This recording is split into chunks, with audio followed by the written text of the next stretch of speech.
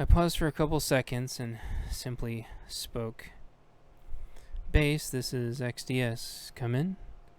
Base is reading you, XDS. Go ahead. Mission Barless Prison successful. I repeat. Mission Barless Prison successful. Over. Copy. Proceed to the next phase. Over. Proceeding to the next phase. Out. Copy. Out. Chapter 28. In the next days and weeks. It ended up being XPX that could drive the boat. He disabled the tracker beacons that they'd set up on the boat. I guess that was part of the system that he had initially set up.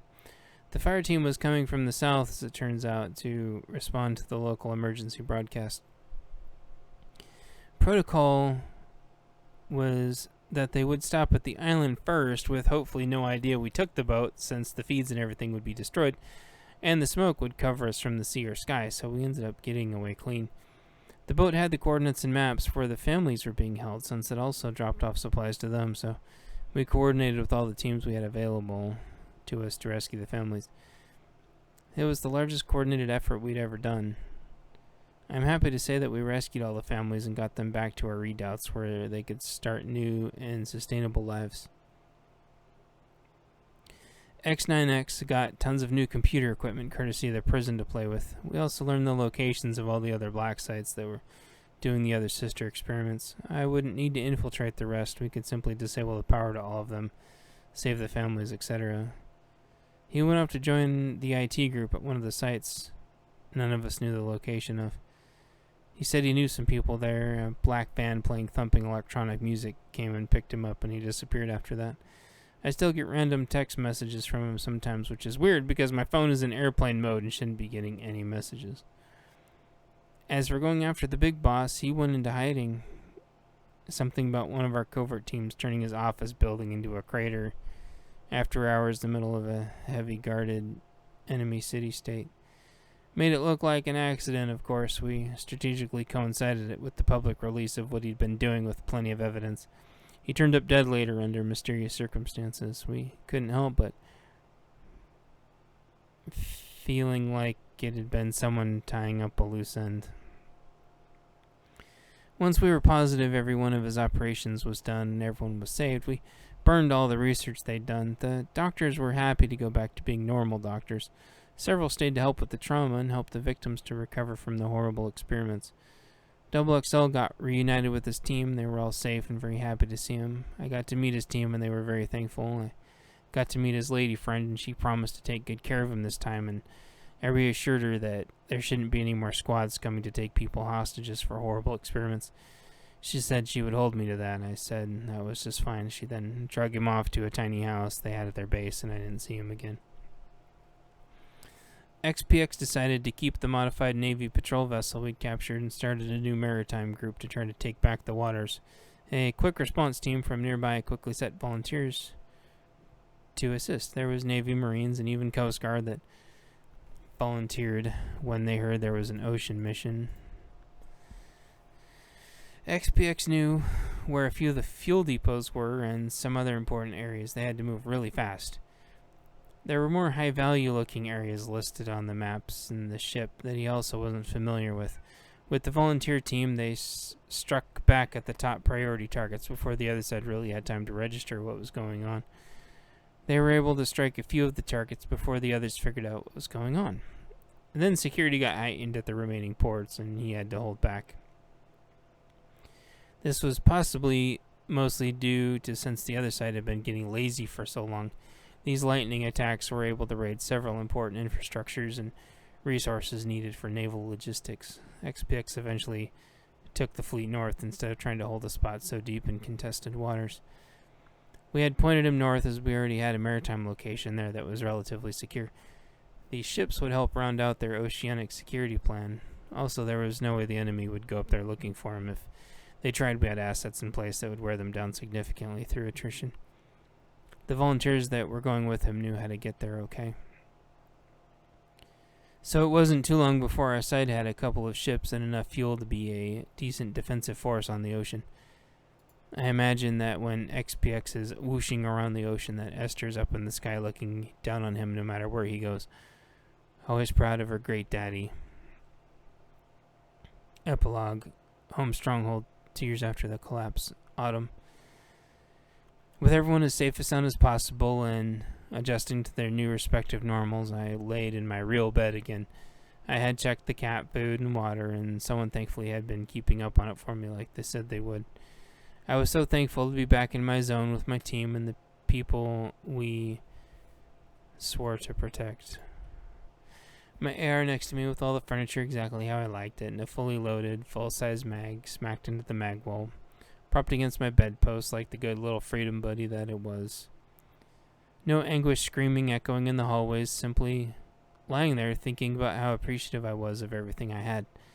I started to drift off for a few hours of dreamless, peaceful sleep and woke up to the agonizing pain of sandpaper peeling layers of skin off my face over and over again. Hi, Kitty. I missed you too. And that is the end of book 2. Next will be an excerpt from book number 3. This is an excerpt from PNW Affliction, book number 3, Combination Plaza. Chapter 1, Waking Up, Home, Stronghold, 6 months after the collapse, late spring, early summer.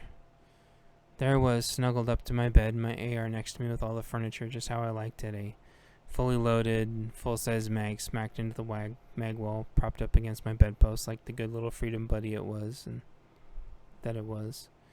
I still had my old optic, though, never did find a new optic, but I liked this one because I'd been using it for so long that I was comfortable with it. The rifle was a SWAT-style AR that was piston-driven instead of gas, so it could have a folding stock instead of just collapsible. We'd found the rifle hiding in an abandoned police station we were clearing in a part of the building that the raiders had apparently missed. My team said I could have it since they knew I'd wanted this specific model half my life. Anyway, I'd been sleeping for a few hours of dreamless, peaceful sleep and woke up to the agonizing sensation of sandpaper peeling layers of skin off my face and over again and said, "Hi, Kitty. I guess it's time to get up, huh?" It was about 6 months after the collapse, and today wasn't an ordinary day. I woke up and went to the sink to half waterboard myself, wash my face. Waterboarding is what I called washing my face with a wet washcloth, and I checked the calendar. We used old school calendars to save what little solar electricity we could scrounge. The electrical grid was more down than it was up after the dam had been seized by the other side, and then seized by federal and shut down. We didn't mind, not having power hurt the other side more than it did us anyway, so I checked the calendar on my wall and it confirmed what I had remembered.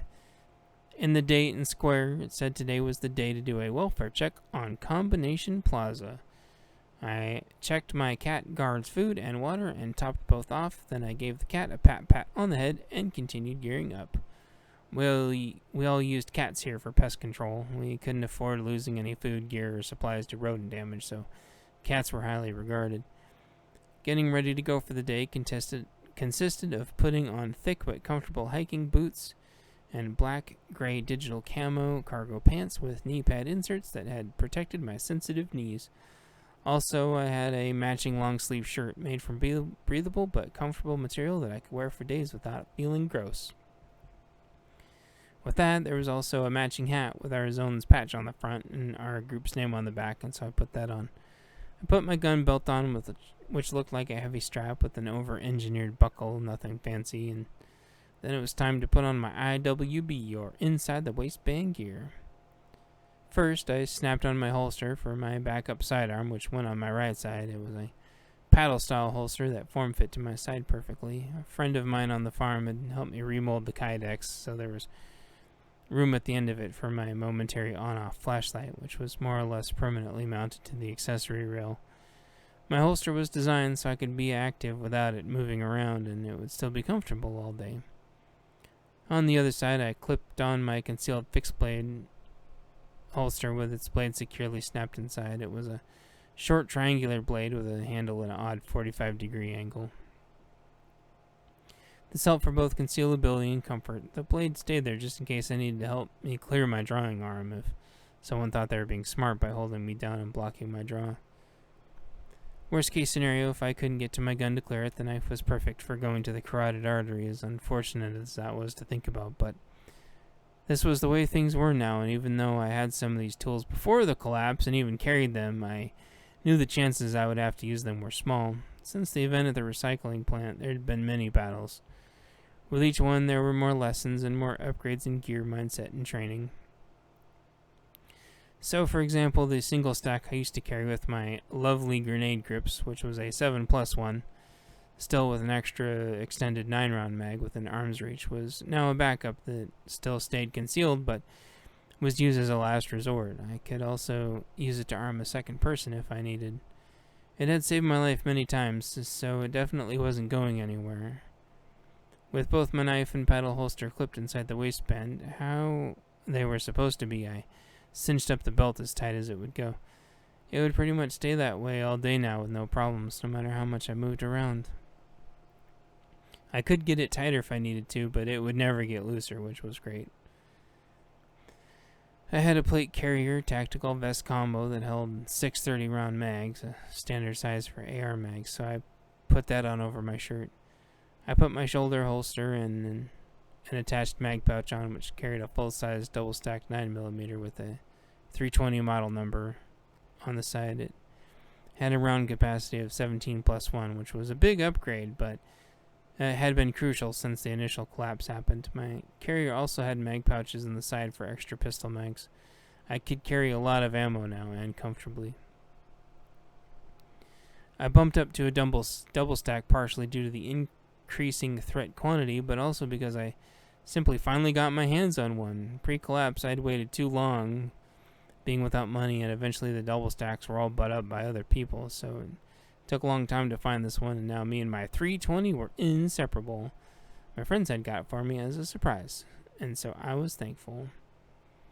The plate inserts I used in the plate carrier were carbon nanotubes soft body armor panels that weighed slightly more than a t-shirt, but provided enough defensive capacity to stop anything short of a 50 caliber round.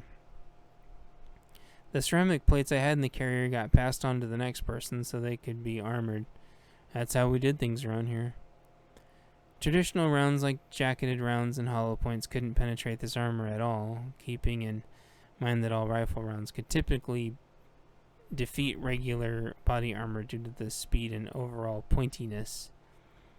That being said, if a round was specifically designed to defeat armor, all it managed to do was damage the nanofibers of this armor a little bit. If damaged, these fibers each had memory and would seek to mate back with their originating fiber piece and essentially could repair themselves indefinitely. The only rounds the fibers couldn't handle were incendiary or tracer rounds due to the heat the ammo generated. Thankfully for my armor, those ammo types weren't in very wide circulation. I mean, people did have them, they just didn't use them every day, so the likelihood that I would get shot with them was slim to none. This was all keeping to mind, obviously, if you were taking a lot of hits, you were doing something wrong anyway. So I wore a piece of that armor in the front of my carrier and one in the back, and another one in the old laptop sleeve of my backpack that I wore with me everywhere. That gave me the extra protection in the back in case someone tried to snipe me there. Patting myself down, I checked to make sure my IFAK or personal first aid kit was there, and it was. I passed by my trusty flashlight and wallet and phone and keys, and everything seemed to be in order. Having completed the ready muscle memory check I'd done so many times before, then I kissed my kitty goodbye. As my cat looked at me as indifferently as ever, I slung my SWAT AR over my shoulder barrel down and resisted the urge to do a press check. I knew full well it had a round in the chamber and a full mag already, with safety clearly on as always. Then I exited my tiny home to see how my team was doing. My cat didn't try to rush outside, thankfully, but she never really did. Usually only poke her head out for a second. I guess she wanted a warm, lazy day in the house. That was fine with me. My wonderful cat must be used to the routine time-wise to wake me up, because about that time I started to hear a bugle playing first call. I always absolutely loved waking up to that song in Boy Scouts at camp every summer, and this was no different.